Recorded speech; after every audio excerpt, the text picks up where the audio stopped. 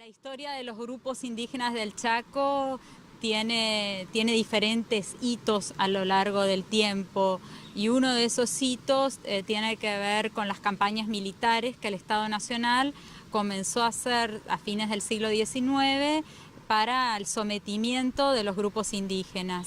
En 1911-12 concluyen estas campañas militares a la región chaqueña, habían comenzado en 1884 y concluyen en 1911-12, y a partir de ese momento es que el Estado Nacional busca mecanismos para sedentarizar, para que se queden en un solo lugar los grupos indígenas que todavía eran seminómades. En ese sentido hay una propuesta de Lincha Ribalzaga, que es una propuesta de la creación de reducciones indígenas tomando como modelo las reducciones norteamericanas.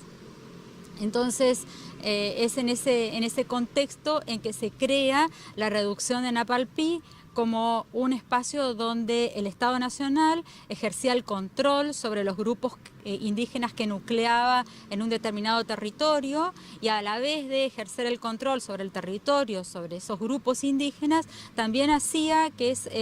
esos grupos produjeran, es decir, que se los incorporara en la economía de la época, que era una economía agroexportadora, para producir, en ese caso, algodón en algunos casos, para la extracción de madera en otros casos, que luego el Estado comercializaba. Es decir, eran una mano de obra barata,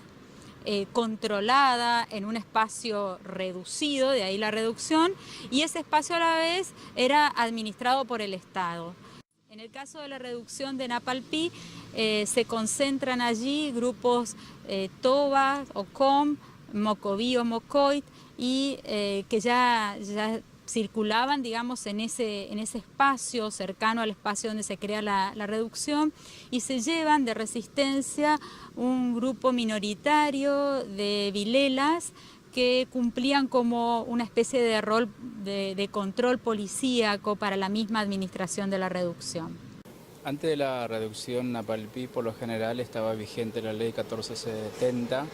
que era la ley del proceso de exterminio de los pueblos indígenas, así que desde 1870, 1885 y 1915 la situación de los pueblos indígenas en el Chaco era desesperante, ya que antes del cerco de Fortines, que incluye la reducción, eran los procesos de invasión que se daban en los territorios, ya sea entre el